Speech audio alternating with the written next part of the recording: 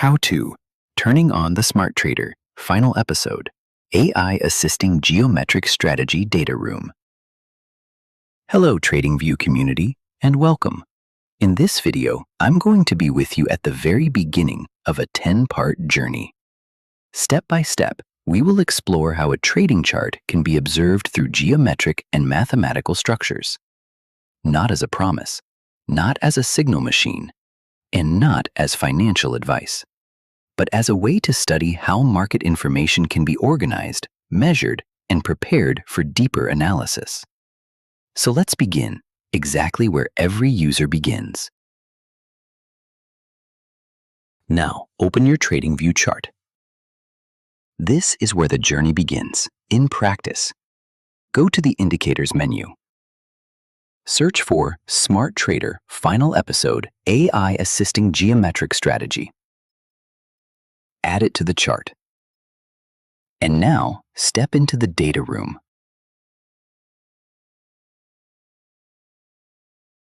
Wait, that's it?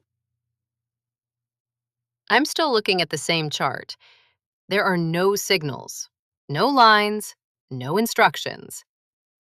So, nothing is choosing for me? Nothing is telling me what to do?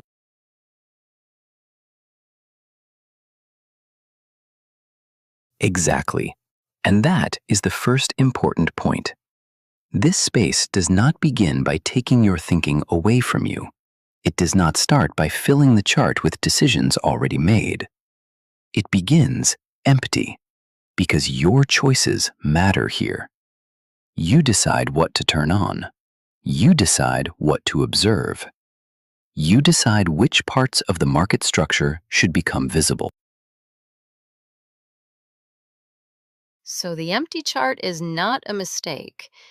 It is more like an empty room, waiting for me to build the view. Yes, this is not a place where the system speaks before you do. It is a place where you begin, with freedom of observation.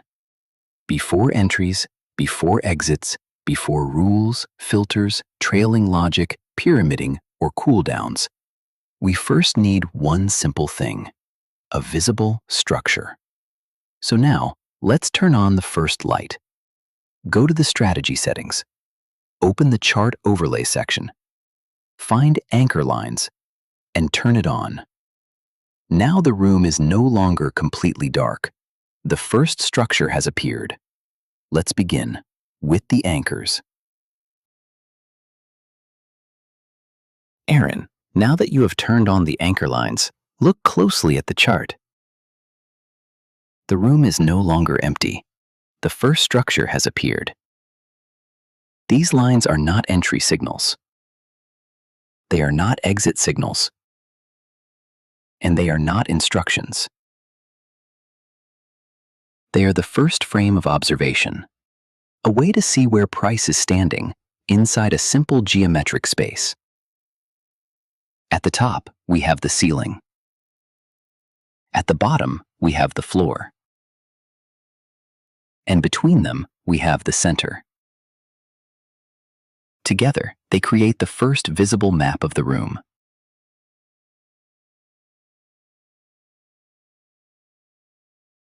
Now, if you were surprised like Aaron at the beginning when the chart looked almost empty, stay with me, because this tool does not reveal everything at once. It opens layer by layer. And now that the first frame is visible, we can move from lines to shapes. In this structure, we designed 5 triangle families. Each one will be opened and explained step by step. But before we turn them on, there is one important idea to understand: the anchor point. In this strategy, we are not trying to build the whole measurement from the still forming candle. We begin from a reference frame, a fixed look-back structure from the past. By default, that look-back window is 23 bars. Think of it this way: if you try to measure distance while floating in the sea, your own position is moving. But if you measure from solid ground, the frame is much clearer. That is what the anchor frame gives us, a stable place to begin observation. From that frame, the triangles can start to describe how price relates to the room.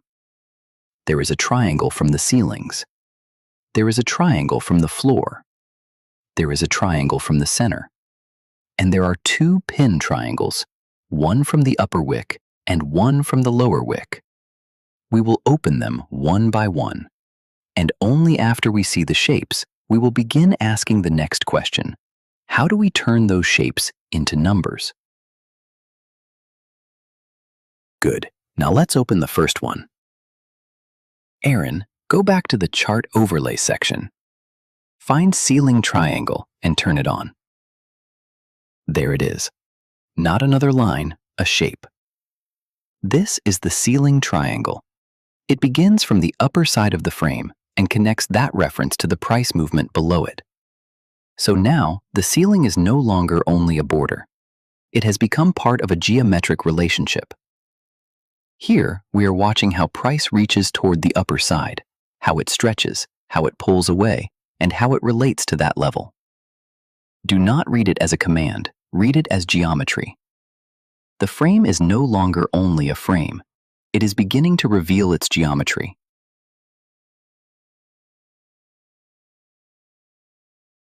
Wait, Steve. So this means I can reveal 5 different triangle shapes from the same structure? Not just one?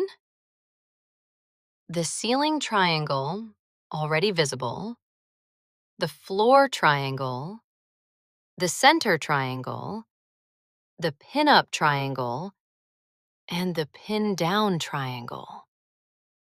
Wow. So now the chart is no longer only showing levels, it is showing shapes. But Steve, what exactly are these triangles measuring? What kind of data do they produce? And how am I supposed to understand those numbers? Good question, Aaron.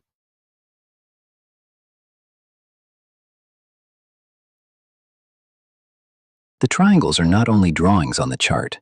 Each triangle carries data. Every triangle can be measured through 4 geometric dimensions: angle, distance, area, and centroid. Angle tells us about direction and steepness. Distance tells us how far the movement has stretched from its reference. Area gives weight to the shape because it combines time and price displacement. And centroid shows the balance point of the triangle. So the process is simple. First, we built a reference frame. Then that frame became a shape. And now, that shape becomes numbers. But numbers can be shown in different ways. You can view the original reading as raw data, or you can view a smoothed version, the moving average. And in the calculation settings, the moving average type can be selected: SMA, EMA, or median. Now let's make this visible. Go to the ceiling triangle group. Find angle. Change it from off to raw. Now look at the oscillator pane below the chart. The shape you saw above has now become a line below. That line is the numeric expression of the ceiling triangle angle. But there is one more important step. Angle, distance, area, and centroid do not naturally live on the same scale. An angle is not the same kind of number as an area, and distance is not the same kind of number as a centroid. So if we want to compare them together, we need normalization. In this tool, we can normalize the data in 2 ways: rank or Gaussian. Both methods bring different measurements onto a shared oscillator scale, from -100 to +100. Now try this. Go to the floor triangle group, turn on floor angle, then turn on floor area. At first, these 2 readings may not be easy to compare, because they are different dimensions. Now set normalize to rank or Gaussian, and watch what happens. The 2 different measurements now speak inside the same scale. The shape became data, the data became a line, and after normalization, different lines can be studied together inside the oscillator.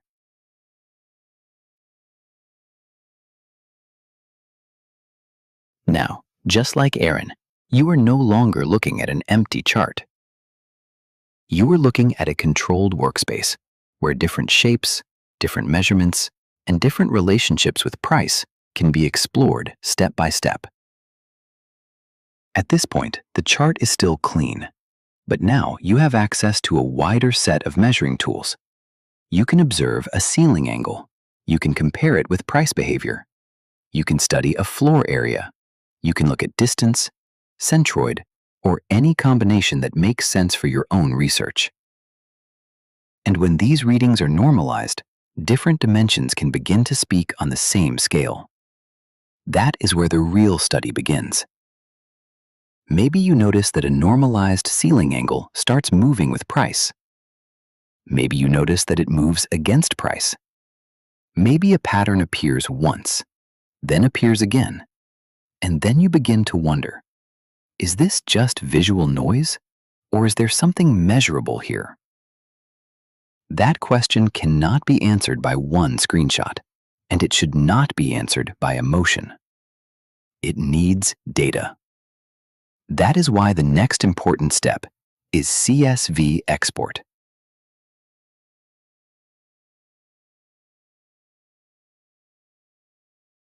In this tool, only the data you turn on becomes part of the export. If a metric is set to off, it will not appear in the CSV file. If you set it to raw or MA, it will. So the export is not a dump of everything. It is a deliberate selection, a mirror of the observations you chose to activate. Now, why CSV? Because once the data leaves the chart, it can be studied with tools that go far beyond visual inspection. Spreadsheets, statistical analysis, and most importantly, artificial intelligence. A pattern you see visually, a convergence, a divergence, a recurring shape, can be handed to an AI model. You give it the data, you describe the pattern, and you ask, does this hold up across hundreds of examples? Maybe the AI tells you, this pattern was meaningful in 30% of cases. Maybe it tells you something you did not expect. That is research, not a promise, not a shortcut, but a process. In future videos, I will walk you through every key in the settings menu, one by one. And after that, we will move toward the brain of this strategy, the slot system. That is where your analyzed ideas, the patterns you found, the numbers the AI confirmed, can begin to become structured conditions inside the tool itself. So stay with me, Steve, your AI voice guide, and Aaron, as we continue opening the next dimensions of Smart Trader, final episode.